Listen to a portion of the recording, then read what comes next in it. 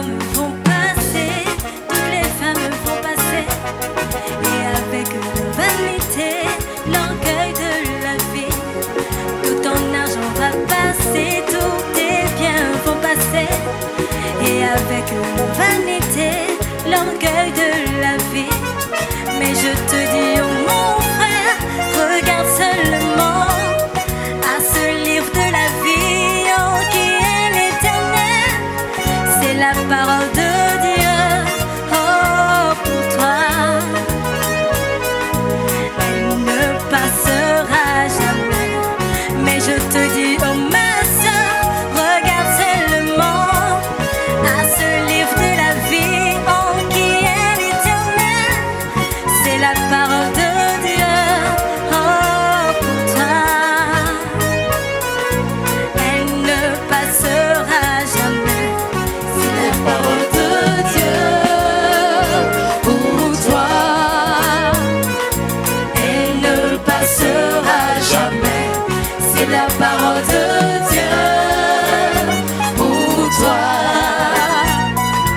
Elle ne passera jamais.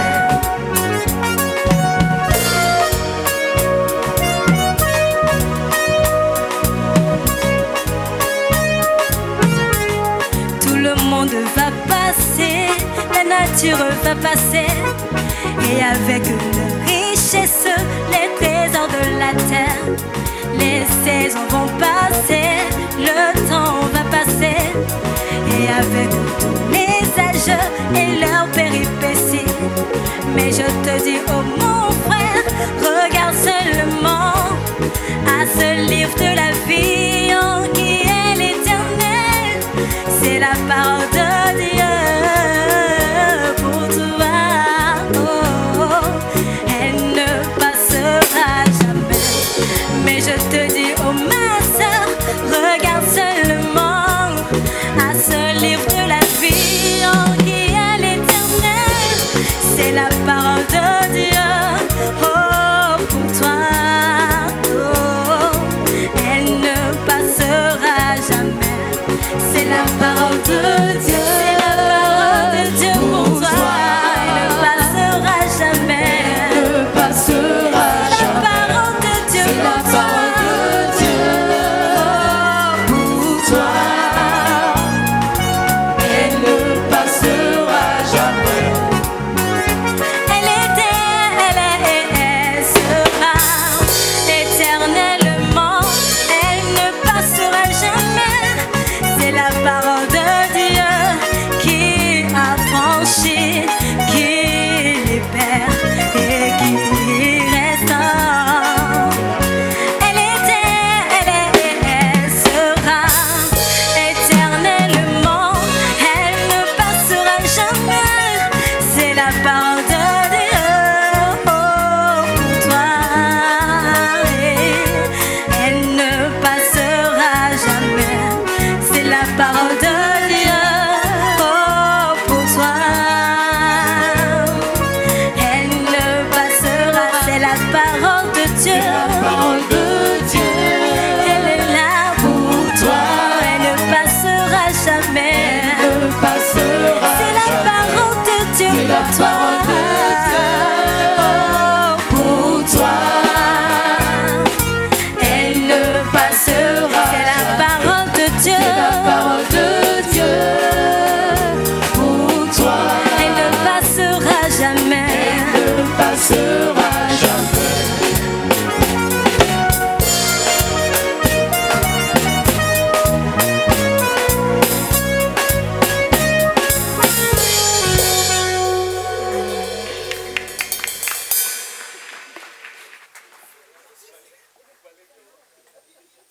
Merci.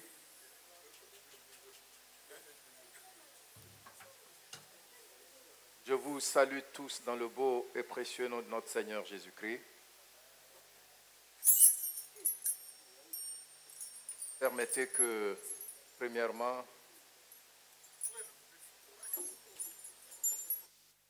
je dise merci au nom de nous les pasteurs à tous les membres qui ont partagé avec nous pendant ces fêtes de fin d'année. nous en sommes touchés. Que Dieu vous bénisse. Que Dieu vous bénisse. Merci. Et puis, la deuxième des choses, c'est de revenir sur l'annonce qui est passée par rapport aux études bibliques. S'il vous plaît, que chacun fasse un effort pour être là. Vous savez, ces études, bien que magistrales, c'est-à-dire ce n'est pas systématique où on organise les choses et puis on sort certaines vérités, mais nous lisons et puis vous allez voir comment Dieu va ouvrir nos yeux sur la vie chrétienne que beaucoup ignorent. Donc, je voudrais vous encourager. Vous avez déjà été peut-être contactés par vos différents responsables. Soyons tous au même pas. Avançons ensemble dans la connaissance de notre Dieu. Amen. Notre thème de cette année 2025 se présente comme si, dans la parole, trouve les clés de la vie. Tout le monde dit avec moi, dans la parole, trouve les clés de la vie. C'est-à-dire, toute l'année, on va traiter ce thème. Mais aujourd'hui, puisque c'est le premier dimanche de l'année, je présente l'intérêt du thème. Il faut bien me suivre. Je présente l'intérêt du thème aujourd'hui. Et puis, par la grâce de Dieu, les dimanches qui suivront, je vais mettre ça en stand-by parce que j'ai un partage urgent que je dois faire en ce début d'année. Donc, je mets ça en stand-by et puis après ce partage urgent, je reviens là-dessus et nous allons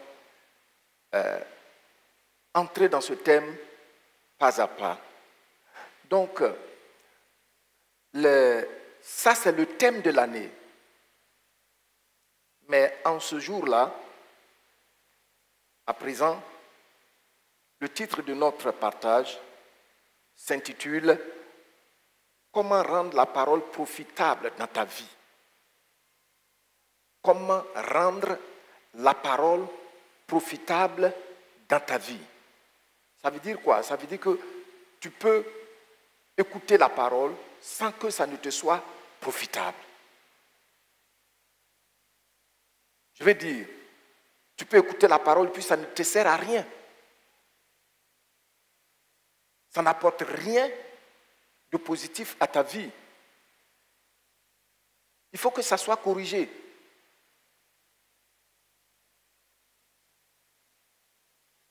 Alors, nous allons lire le titre d'aujourd'hui, « Comment rendre la parole profitable dans sa vie ?»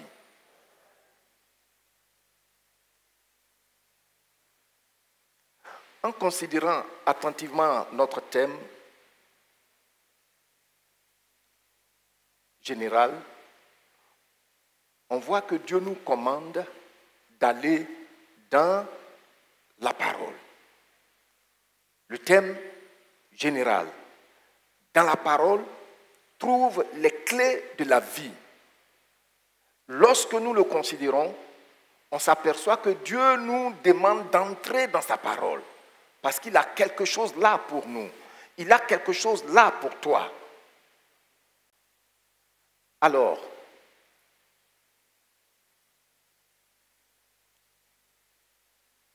certaines personnes entrent dans la parole. Il y a des gens parmi nous ici, peut-être qui ont connu le Seigneur il y a 30 ans, il y a 40 ans. Et ces personnes sont allées dans la parole. Elles ont de bonnes informations religieuses.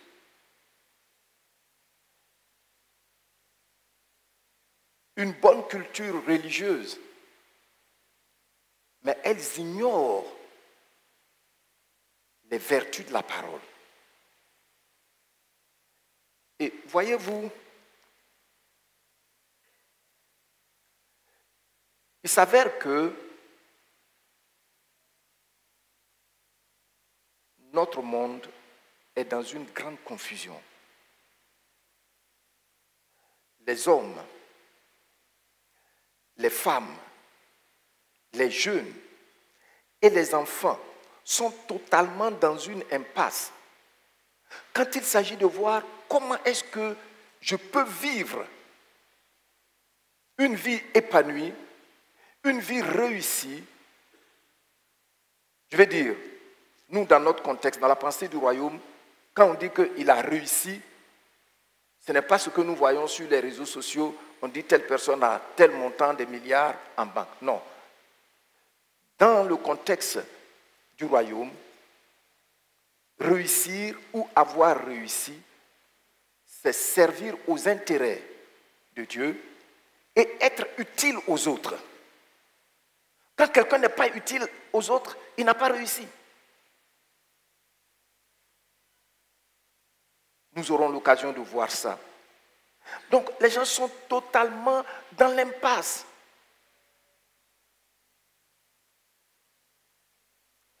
Et vous conviendrez avec moi que même ce soit les pays dits hyper développés, les pays émergents, ou même les pays dits pauvres, je dis pays dits. C'est eux qui qualifient ça comme ça. C'est un système. C'est la confusion totale. C'est la confusion totale. C'est les autres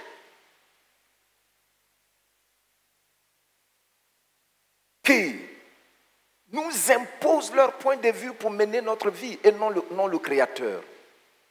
Mais venons-en. Supposons que je suis un mécanicien spécialisé ou expert mécanicien. Entre moi et celui qui a créé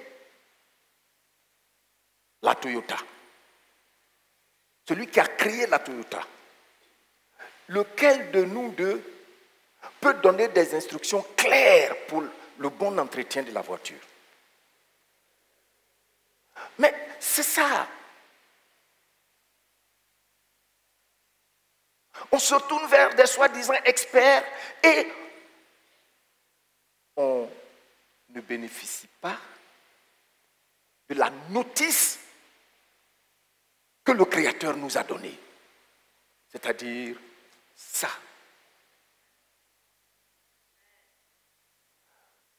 Et c'est pour cela, je vous ai dit, il faut bien suivre quand je vais enseigner. Thème. Et je sais que le Seigneur va nous bénir. Amen.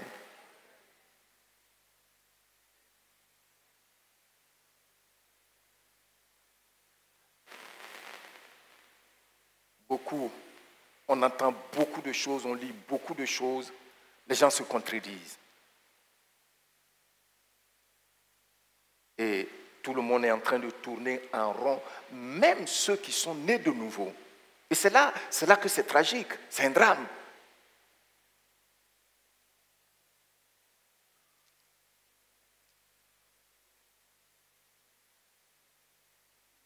Qu'est-ce que nous devons donc faire?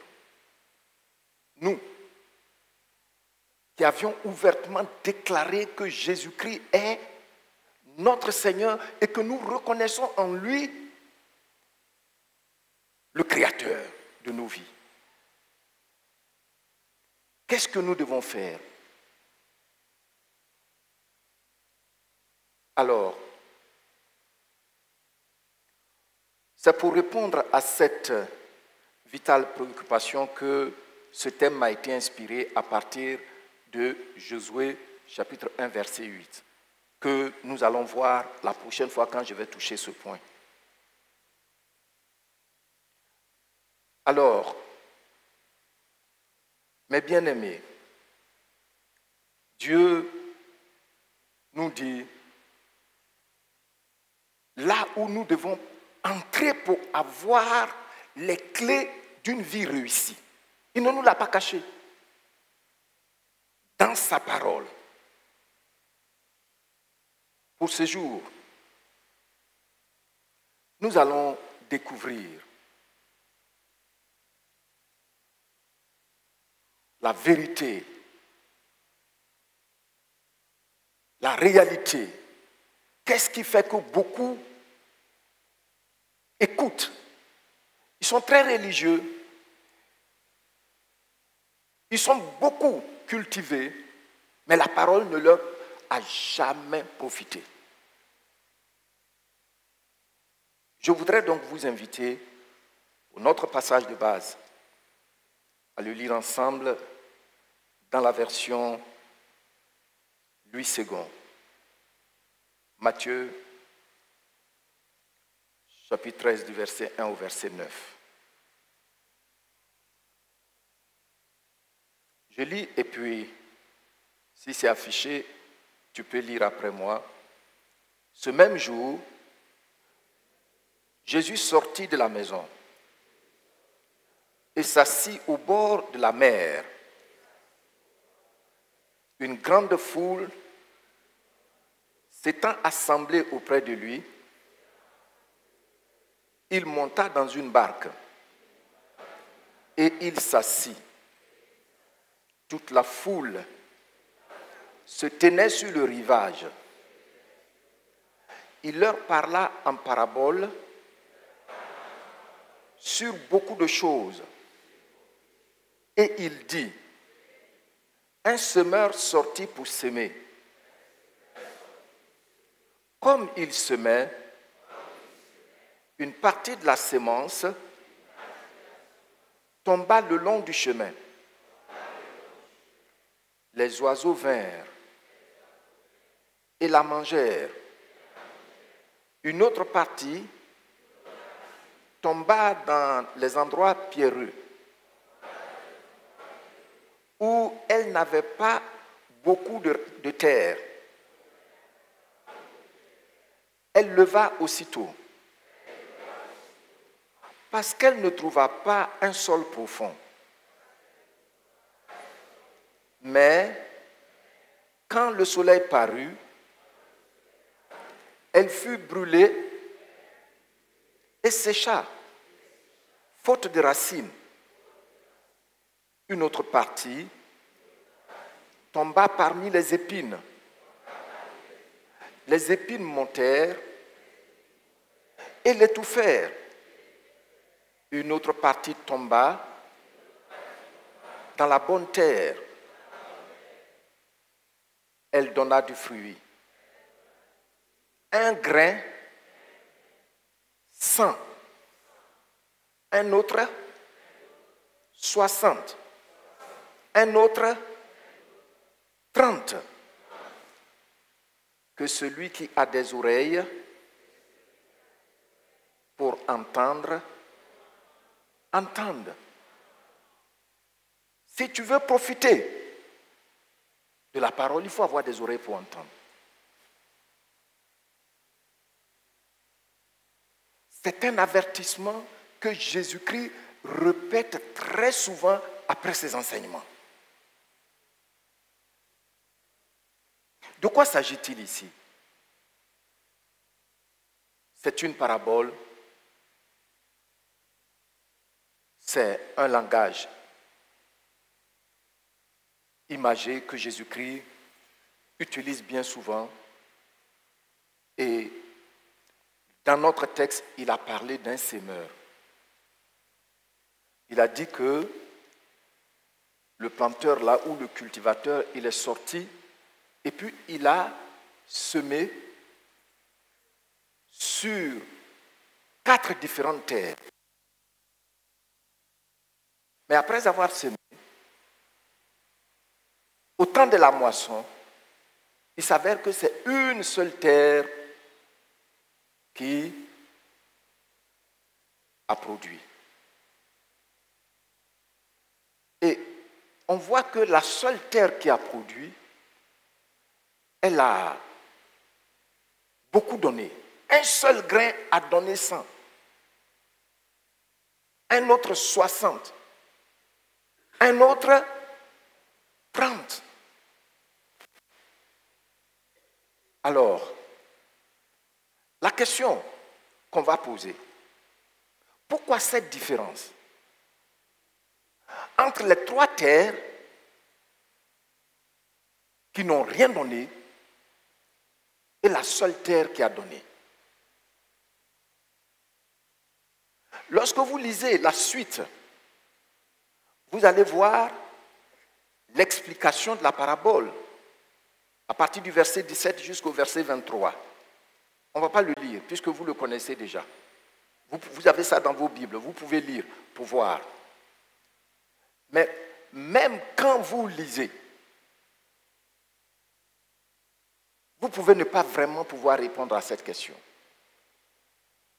Qu'est-ce qui a fait que sur 4 terres, c'est une seule terre qui a réussi? Je sais que la réponse que tu vas me donner a priori, c'est que la terre qui a réussi, c'est la bonne terre. Oui, c'est la bonne terre. Mais pourquoi c'est la bonne terre? Les 4 terres, notez que dans cette parabole, les 4 terres ont reçu la semence de la même qualité. Qu'est-ce que j'ai dit? La semence de la même qualité. Le planteur là, ou le cultivateur, il n'est pas allé prendre, il n'a pas différentes semences. C'est la même semence qu'il a jetée sur toutes les terres. Et lorsqu'on voit la terre qui a donné, on voit que c'est une semence de qualité. Le problème, donc, dans cette parabole, n'est pas avec la semence. Le problème dans cette parabole n'est pas avec la semence. Et le cultivateur non plus n'est pas à blâmer. Parce que c'est la même semence qu'il a jetée sur toutes les terres. Mais pourquoi les autres terres n'ont pas produit? Le Seigneur Jésus-Christ, dans du verset 17 au verset 23, il a expliqué les éléments. Il dit que la semence, c'est quoi? La semence, c'est quoi? C'est la parole. La semence, c'est la parole de Dieu.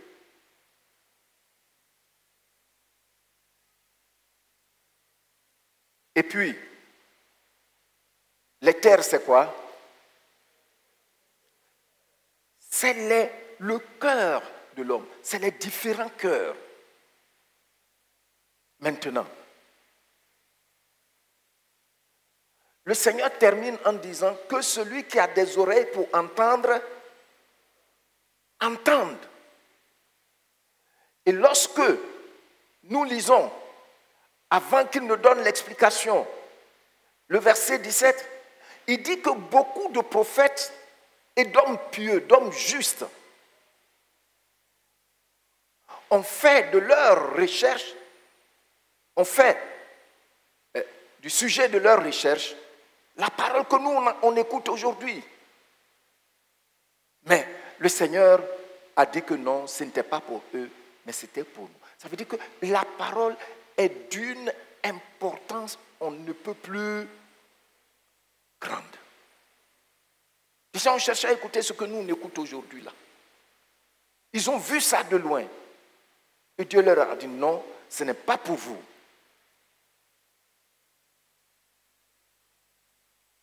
Donc, ici, dans la semence qui est la parole, il y a la vie. On vous donne un grain de maïs, bien que ça paraisse très sec, mais sachez qu'il y a la vie dedans, il y a des vertus dedans. Un seul grain peut donner 100. Mais je peux regarder ça, ma manière de regarder ce grain-là va déterminer son rendement.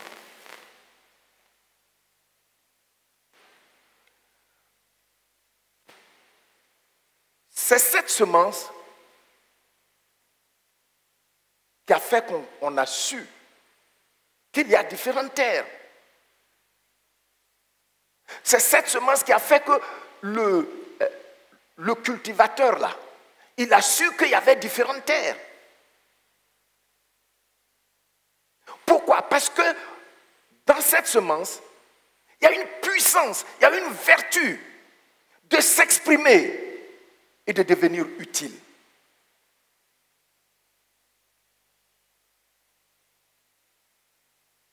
C'est parce qu'il a beaucoup de semences qu'il a pris le temps de jeter ça partout. Non. Mais c'est au temps de la moisson qu'il a découvert qu'il y avait différentes terres. Parce que, imaginez-vous, il a dû retourner pour savoir, mais pourquoi? C'est là maintenant, après des études, il s'aperçoit qu'il y avait différentes terres. Comment faire donc? Puisque le grain est la parole. On a vu que le problème n'était pas avec le grain. Puisque la seule terre qui a produit, un seul grain a donné 100. Un seul grain a donné 100. Un autre a donné combien? 60. Un autre a donné combien? 30.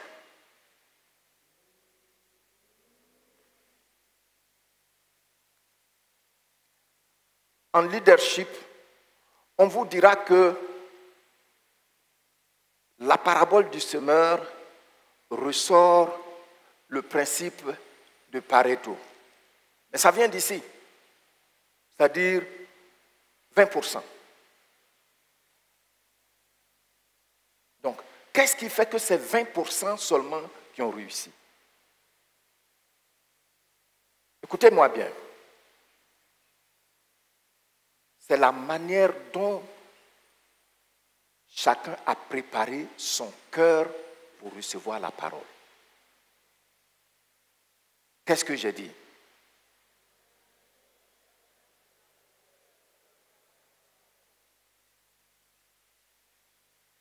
Si tu prépares bien ton cœur avec respect pour recevoir la parole, cette parole-là va germer, va croître et va produire. Amen. Donc, ce que le Seigneur nous dit, si nous voulons, en cette année, et à partir de cette année, avoir une vie transformée, épanouie et réussie, selon les critères du royaume de Dieu, nous devons préparer nos cœurs.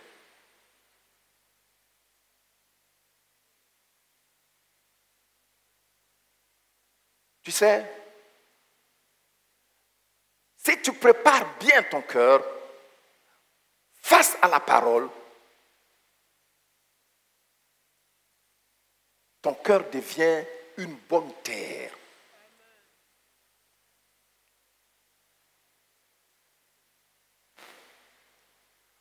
Beaucoup de chrétiens savent bien parler, ils savent argumenter, mais la parole n'a pas son effet pour laquelle Dieu l'a envoyé dans leur vie. Pourquoi? Parce que ces personnes n'ont pas de respect pour la parole de Dieu. On écoute la parole de Dieu comme une des paroles, alors qu'elle n'est pas une des paroles. Elle supplante toute parole et c'est elle qui a créé tout ce qui existe. Je crois qu'il faut qu'il y ait un déclic dans la vie, dans l'esprit de chacun de nous pour préparer son cœur. Je considère dans mon cœur que cette parole est vraie.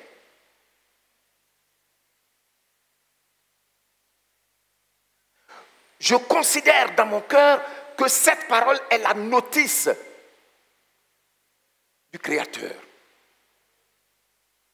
Tous les autres à côté, c'est les soi-disant experts. Regardez combien les gens se contredisent aujourd'hui. On dit telle université, dans tel pays, a trouvé telle chose. Après, ils vont dire non, telle autre université, 20 ans après, a trouvé que ce n'était pas vrai. Selon tel expert. Et là où c'est un drame, c'est que beaucoup d'entre nous, les chrétiens, même quand on prend note, on n'a aucun respect vital pour la parole.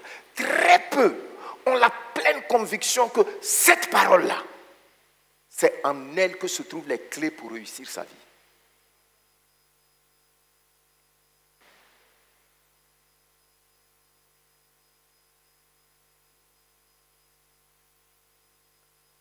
Quand on arrive à montrer notre respect profond pour la parole, alors l'Esprit de Dieu nous donne la compréhension.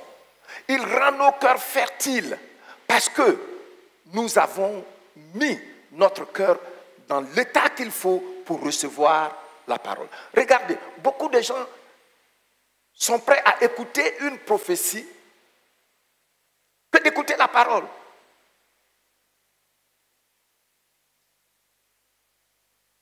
Vous êtes devant un serviteur qui prend la parole. Faites très attention. Si vous négligez ça, vous avez perdu.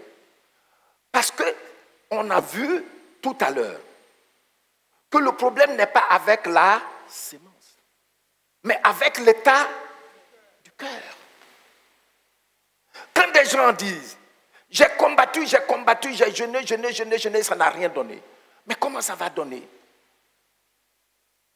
Si tu n'as pas un profond respect pour la parole. Quand tu regardes ton frère en face et puis tu lui mens, c'est l'état de ton cœur. Or, cette semence ne travaille pas avec le mensonge.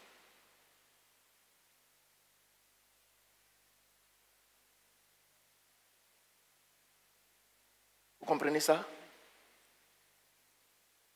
Cette semence ne travaille pas avec le mensonge.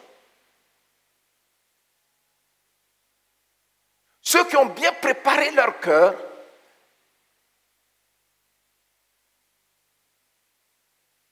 font des expériences telles que le Créateur l'a mis dans la notice. Amen. Donc, je viens de vous dire, le respect qu'on a de la parole permet au Saint-Esprit de nous donner l'intelligence pour découvrir les clés. Les clés, c'est quoi? C'est les principes, c'est les ordonnances, c'est les instructions. Les clés là, c'est ça. Pour pouvoir réussir sa vie. Le Seigneur dit la compréhension. C'est-à-dire le dernier cœur a eu une bonne compréhension de la parole. Mais cette bonne compréhension est partie du fait qu'il a eu un profond respect pour la parole. Dis avec moi, profond respect pour la parole.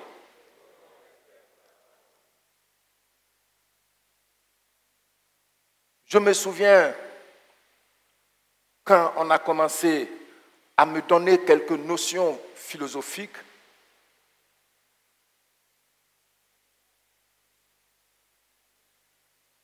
à partir de la première,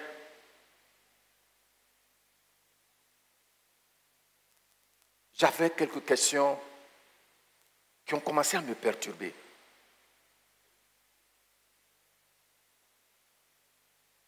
Et mon pasteur me faisait beaucoup confiance. Je traduisais même à l'église. Et nous, les baptistes, vous savez qu'il y a plusieurs groupes baptistes. Il y a ceux qu'on appelle les baptistes primitifs. Parmi eux, il y a les fondamentalistes.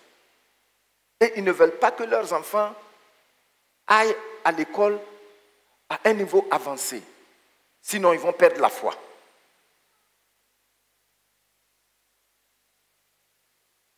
Ce qui a fait que nos aînés qui avaient eu le bac, nos aînés à l'église là,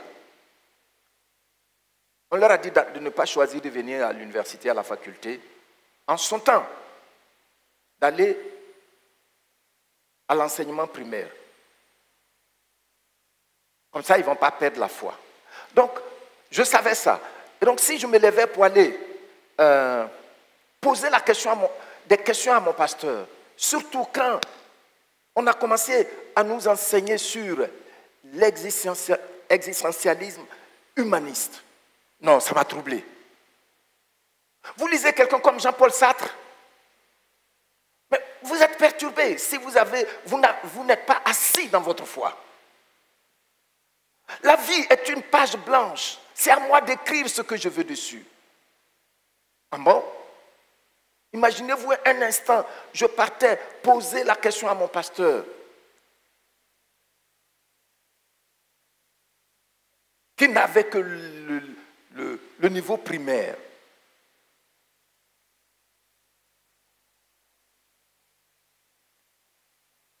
J'ai vraiment lutté avec ces choses.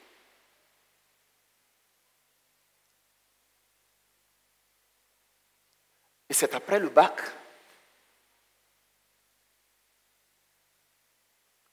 quand je suis venu ici, j'ai vu dans la bibliothèque de mon grand frère un livre intitulé « L'homme et le monde moderne ». Une année, j'ai été à la librairie de France chercher, mais je ne l'ai pas retrouvé. Je n'ai pas trouvé le livre. Dans ce livre, c'est une ontologie, c'est-à-dire ils prennent plusieurs thèmes, ils ont travaillé plusieurs thèmes qu'ils ont mis ensemble. Bon, mais c'est relatif au progrès scientifique. Et un des philosophes français en vue, Jean-Paul Sartre, je le trouve dans le livre, que à la fin du 19e siècle, vous savez qu'il y a eu les progrès scientifiques, et puis les gens se sont retrouvés, tous les grands penseurs, pour faire le bilan du progrès scientifique. Et puis, ils ont trouvé que la science est très loin de régler le problème de l'homme. J'ai appris par cœur cette phrase de Jean-Paul Sartre, puisque c'est lui qui m'avait troublé. Il dit, nous avons contracté le temps et l'espace. Mais il faut reconnaître que la science est encore très loin de résoudre le vrai problème de l'homme. J'ai retenu ça. Qu'est-ce que ça veut dire? Philosophie un peu là-dessus. contracter le temps et l'espace. Si je veux aller à Paris, en l'espace de 8 heures, je suis là-bas. Grâce à la science, je prends un avion, je suis là-bas. Mais si la science n'avait pas inventé l'avion, imaginez-vous un peu combien d'années j'allais faire avant d'arriver à Paris. Donc, supposons même si je devais faire 2 ans pour arriver à Paris, grâce à la science, la distance et le temps ont été contractés. C'est ce qu'il est en train de dire. Et il termine en disant, mais il faut reconnaître que la science est encore très loin de résoudre le vrai problème de l'homme.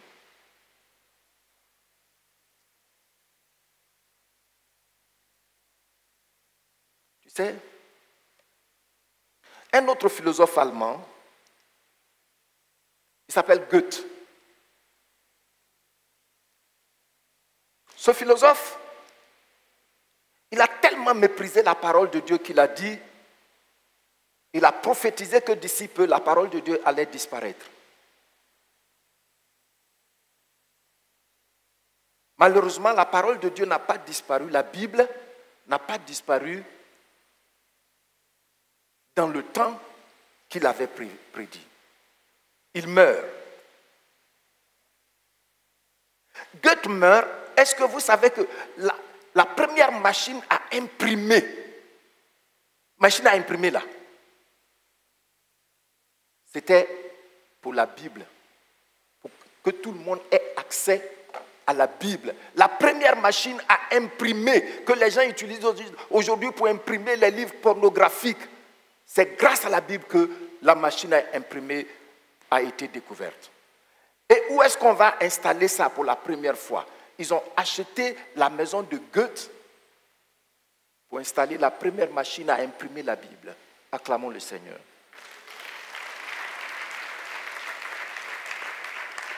Je vais vous dire, après mes recherches, je m'aperçois que la Bible est le seul livre le plus attaqué dans le monde. Les autres religions ont leurs livres. Ça ne perturbe personne. Mais quand il s'agit de la Bible,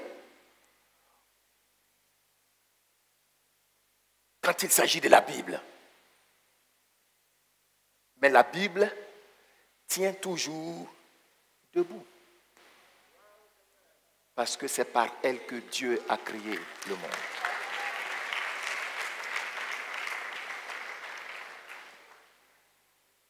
Il y a actuellement des pays où on n'entre pas avec la Bible.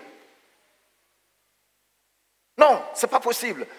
Si on fouille tes choses à l'aéroport et puis on voit la Bible, ils vont te conduire en prison. Et pourtant, cette semence-là, là où le cœur est préparé, là où une personne prend le temps de bien préparer son cœur, elle commence son travail.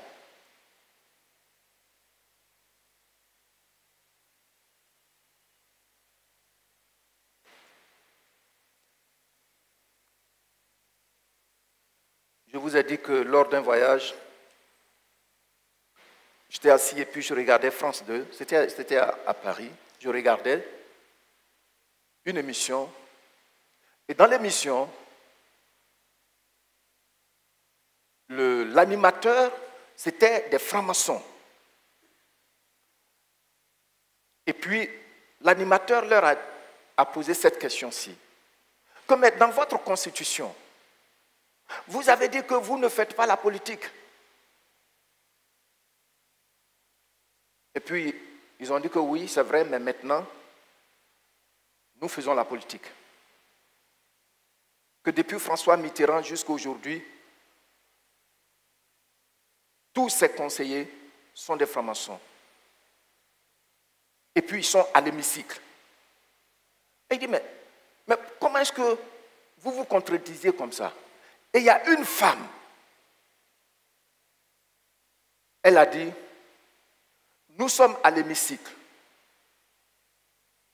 et nous donnons les conseils au président pour lutter contre la loi de Dieu. J'ai tremblé, j'étais devant, j'ai dit, quoi? Mais de quoi? C'est-à-dire, ce qui met mal à l'aise tout homme qui ne connaît même pas Dieu, c'est ce qui est ici. Mais pourquoi ça nous met mal à l'aise? Ça nous met mal à l'aise parce que c'est la notice que le Créateur nous a donnée.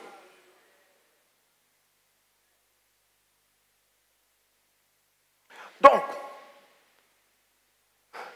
le but que le Seigneur me met sur le cœur, s'il vous plaît, écoutez-moi bien. Est-ce que tu m'écoutes? C'est que plus jamais, aucun enfant de Dieu dans cette église n'arrive à dire je prie, mais ça ne donne rien. Je ne sais même plus quelle prière il faut faire. J'ai combattu, j'ai jeûné. Non, c'est ton cœur. Il faut donc préparer son cœur.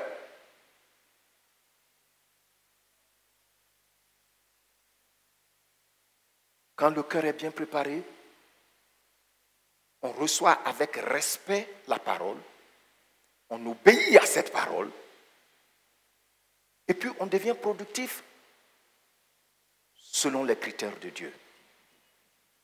Amen. Amen. C'est à cause de ça, beaucoup n'expérimentent pas Dieu. On veut se donner, et c'est à cause de cela aujourd'hui, il y a trop de techniques dans l'église. Il faut que je te donne de l'huile à boire. Je vais te donner de l'huile à boire. Je vais te demander 3 bougies rouges, 3 bougies blanches, 3 bougies vertes. Je vais te dire à partir de minuit. C'est là que Dieu t'écoute. Écoutez, ça veut dire que quand il n'est pas minuit et puis tu commets péché, Dieu ne voit pas ça. Oui.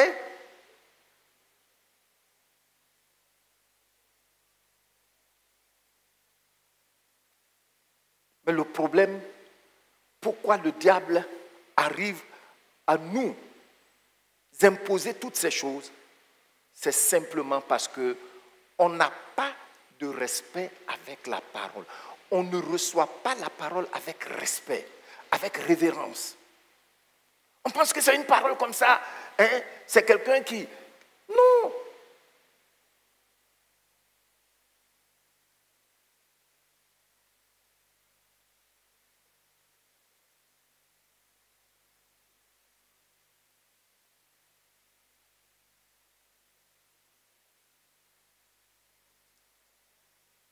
Non, non, non, jamais ne passera.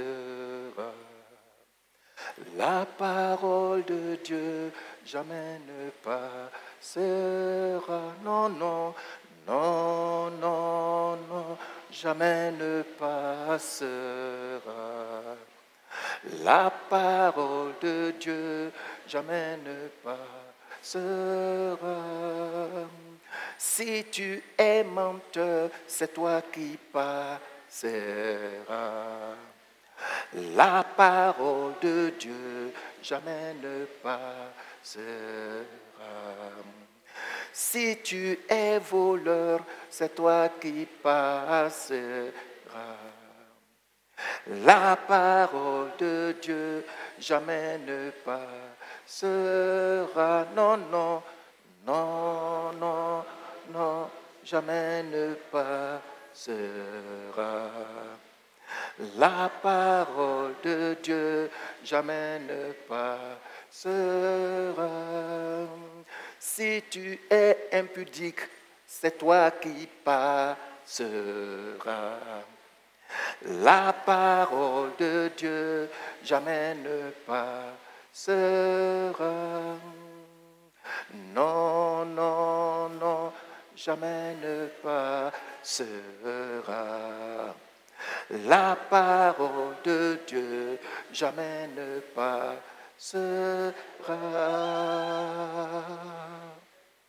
Matthieu chapitre 24, verset 35. Qu'est-ce que le Seigneur nous dit?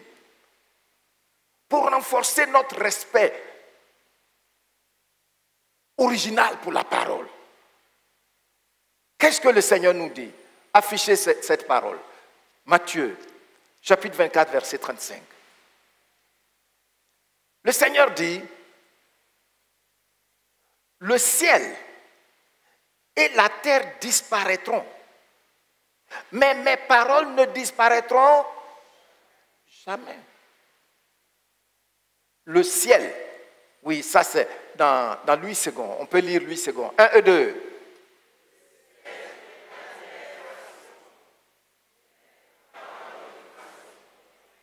Mes paroles ne passeront point.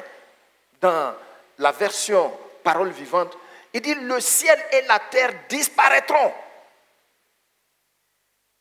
Mes paroles ne disparaîtront jamais. Non, Dieu n'a pas prévu la parole, sa parole, que tu reçois avec respect, sans comprendre. C'est à cause de ça son esprit est là. Et tu ne peux pas comprendre sa parole sans que cela ne produise les effets pour lesquels il a semé dans ton cœur. Donc les gens sont en train de courir partout, mais ils n'ont aucun respect pour la parole. On discute, on méprise la parole, mais sachez-le, le Seigneur est clair. Il dit, le ciel et la terre disparaîtront, mais mes paroles ne disparaîtront. Tout le monde dit jamais.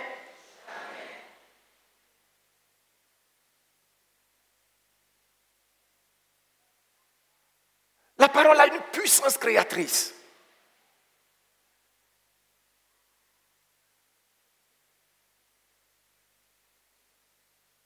Alors, mes bien-aimés,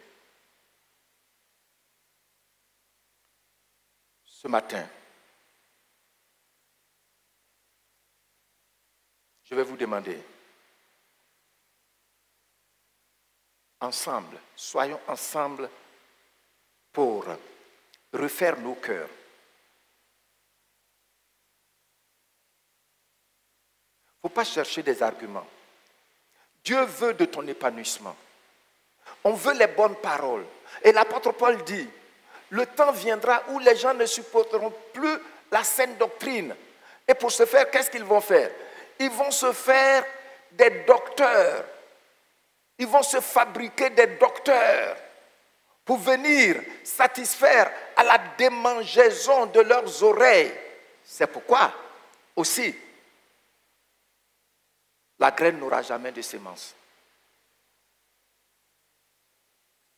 Si tu prépares ton cœur, ce n'est pas possible que les oiseaux viennent manger le grain. On va sortir du culte. Il y a des gens qui sont en train de dormir. Je vous ai dit que vous êtes fatigués, vous pouvez vous tenir debout. Je ne vous en veux pas. On finit le culte. Tu vas demander à quelqu'un, mais qu'est-ce qui s'est passé? Oh, mais le message était bien. J'ai été édifié. De quoi le pasteur a-t-il parlé? Les gens ne savent pas. Mais comment voulez-vous que la parole accomplisse sa mission dans ta vie? Moi, j'ai été guéri. Personne n'a imposé ses mains sur moi. Parce que j'ai vu ça dans la parole, ça m'a touché.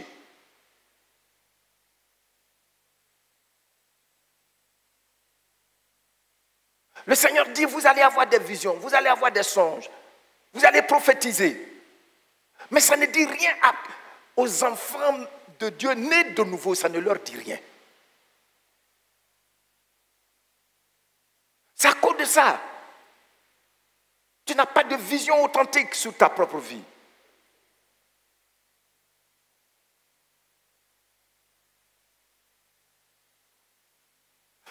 te dit, on a vu la nuit de Noël que tu as trouvé grâce à ses yeux. Mais ça, on a oublié, ce n'est pas notre affaire. Or, quand notre terre est bien préparée, notre cœur respecte la parole, le Saint-Esprit commence à faire germer la parole jusqu'à la récolte de ce que tu as entendu. Amen.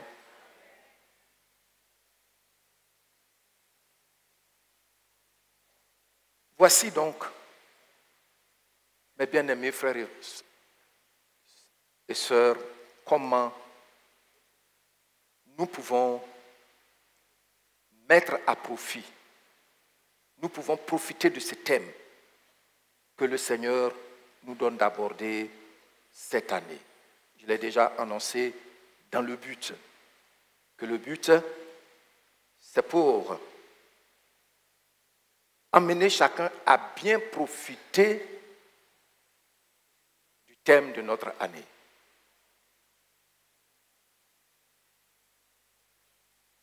Nous allons prier. Et les sujets de prière sont déjà là. Les sujets de prière sont déjà là. Je voudrais te demander de prendre ça à cœur. Est-ce que vous savez que souvent, il y a des gens qui peuvent se retirer, ne serait-ce qu'avec de l'eau, pendant des jours, rien que pour lire la parole.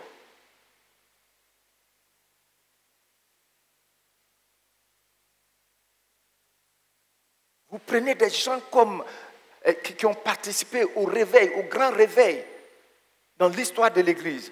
Certains lisaient la parole pendant des heures et des heures à genoux, tellement ils respectent la parole. Et nous, ce que tu écoutes sur les réseaux sociaux, tu viens à l'église, tu t'assois, on te donne la bonne semence, mais ça ne donne rien. Ayons compassion de nous-mêmes. Dieu est pressé de nous faire du bien pour qu'on soit ses témoins.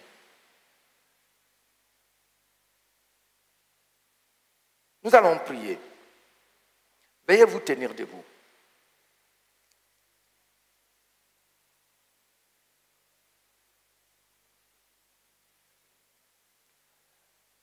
Le premier sujet est celui-ci. Père Céleste, je me répands de mon manque de respect pour ta parole. À partir de maintenant, je prends la décision de cultiver un profond respect pour ta parole. Regardez, comment se fait-il que certains peuvent imposer les mains sur les malades et puis ils sont guéris, alors que d'autres les traitent, ils ne connaissent pas le Saint-Esprit. Oui, on dit les baptistes ne connaissent pas le Saint-Esprit, ils n'ont pas le Saint-Esprit, ils n'ont pas le Saint-Esprit. Pourtant, vos gens viennent, on prie pour eux ici. On prie pour leur délivrance, on prie pour leur guérison. Comment? C'est le respect profond pour la parole. La parole, ce n'est pas des histoires. Elle ne peut jamais être dépassée. Alors nous allons prier par rapport à ce sujet. Tu vas dire après moi, Père Céleste, je me répands de mon manque de respect pour ta parole. À partir de maintenant, je prends la décision de cultiver un profond respect pour ta parole. Prions. Béni sois-tu, Père. Seigneur, ce matin, je te demande pardon pour mon manque de respect pour ta parole. Père,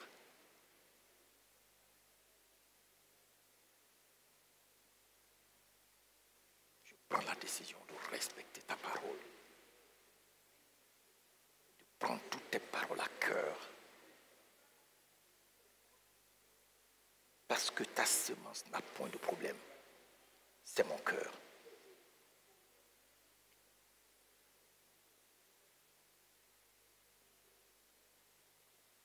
Et tout ce que tu as reçu de la parole, que tu as méprisé, et tu mènes une vie contraire à ce que tu as reçu, demande pardon au Seigneur.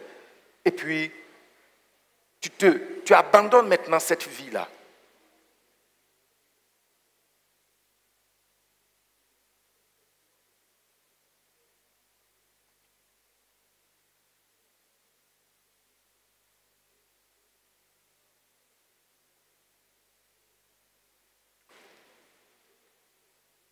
Nous avons prié au nom de Jésus-Christ.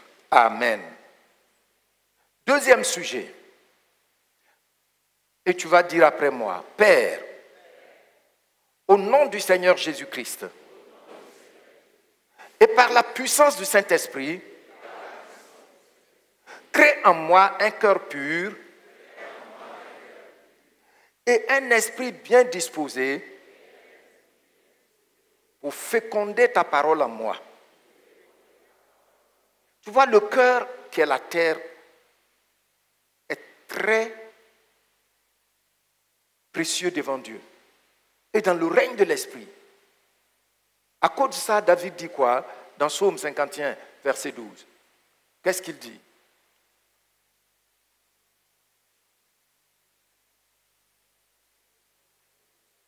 Je lis et puis tu lis après moi. Ô Dieu, crée en moi un cœur pur, renouvelle en moi un esprit bien disposé. Seul maintenant, vous allez relire. 1 et 2.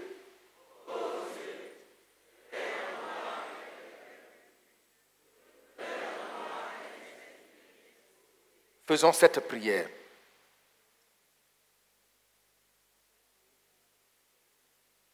Prie avec compassion pour toi-même.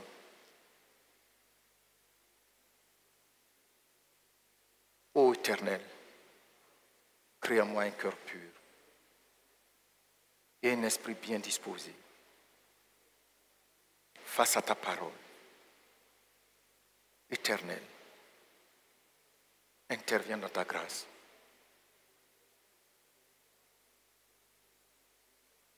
Au nom puissant de Jésus-Christ. Merci Seigneur. Merci.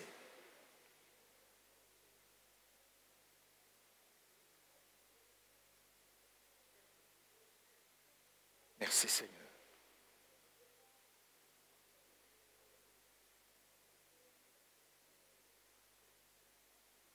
Nous avons prié au nom du Seigneur Jésus-Christ. Amen.